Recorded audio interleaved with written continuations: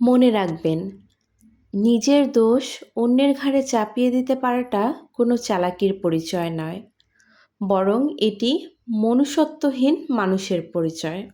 Hello everyone, আসসালামু আলাইকুম। কেমন আছেন সবাই? আশা করি সবাই অনেক অনেক ভালো আছেন।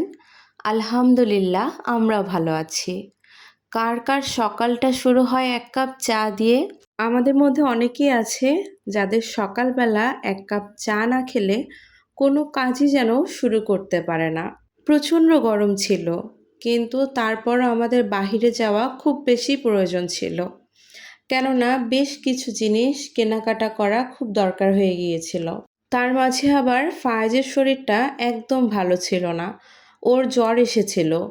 আসলে এই সিজনটা এমন যে হঠাৎ খুব বেশি গরম হচ্ছে, আবার হঠাৎ করেই কখনো না কখনো ঠান্ডার কারণে বাচ্চাদের একটা ঠান্ডা লেগে যাওয়ার আশঙ্কা থেকেই যাচ্ছে। তো এই ঠান্ডা গরমের কারণে ফায়েজেরও জ্বর চলে এসেছিল। ওর মুডটা একদমই ভালো ছিল না। সাধারণত আমরা যখন বাহিরে যাই ফায়াজ অনেক খুশি থাকে, কিন্তু সেদিন ওর মুড ভালো ছিল না। তো বাহিরে গিয়ে সর্বপ্রথম আমি আমার জন্য একটা ড্রেস দেখলাম। এই গরমে আমার কটন ফ্যাব্রিক্সের ড্রেস খুব প্রয়োজন, তাই ফায়াজের পাপ্পা আমাকে একটা ড্রেস নিয়ে দিল। তারপর চলে আসলাম কুকারিজের দোকানে। আমার বাসার জন্য একটা বাটি সেট নেওয়া খুব দরকার ছিল, তাই আর কি কয়েকটা দোকান ঘুরে ঘুরে অবশেষে একটা বাটি সেট কিনেছিলাম। ফুচকার স্টল দেখে ফায়াজের পাপ্পা অফার করলো যে ফুচকা খাবে। তো এই লোভ তো আর সামলানো যায় না, বললাম যে চলো খাই। আমাদের সৈয়দপুরের ফুচকাটা কিন্তু সব জায়গার থেকে একটু ভিন্ন হয়। কার কার সৈয়দপুরের এই ফুচকাটা ভালো লাগে অবশ্যই কমেন্ট করে জানাবেন। ওখানে ফায়াজকে বসিয়ে দিলাম, ফায়াজের হাতে একটা শুকনা ফুচকা দিলাম, ফুচকার পাঁপড়টা আর কি।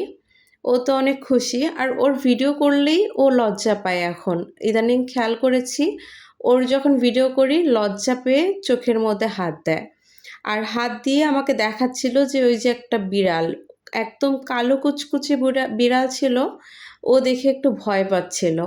ইদানিং সোশ্যাল মিডিয়াতে এত এত নিচু পরিমাণের মানুষে ভরে গেছে যে আগের মতো আর মন খুলে কোনো পোস্ট দেওয়া যায় না, ভিডিও মেক করা যায় না, আপলোড দেওয়া যায় না। ইদানিং কে কাকে পচাবে, কে কাকে হ্যারেস করবে, এই চিন্তায় আছে সবাই।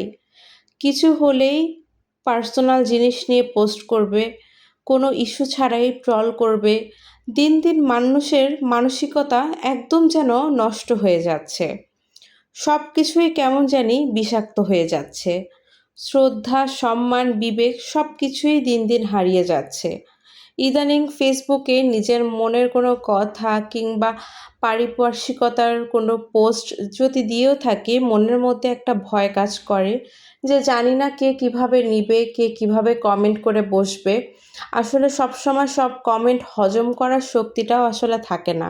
আর আমরা যারা কন্টেন্ট মেক করছি তাদের তো একটা পেজকে ঠিক রাখার জন্য সারা দিন নানান রকম পোস্ট দিতে হয়। সব পোস্ট আসলে ব্যক্তিগত জীবনের সাথে মিল রেখে দেওয়া হয় না, কিছু কিছু পোস্ট শুধুমাত্রই পোস্ট থাকে।